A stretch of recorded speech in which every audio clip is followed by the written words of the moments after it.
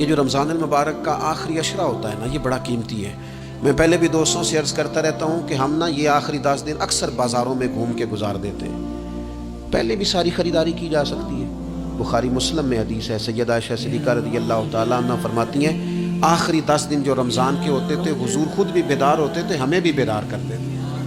یہ راتیں بیدار رہنے کی ہیں، شب قدر کی تلاش کی ہیں۔ نبی پاک نے اعتکاف فرمایا،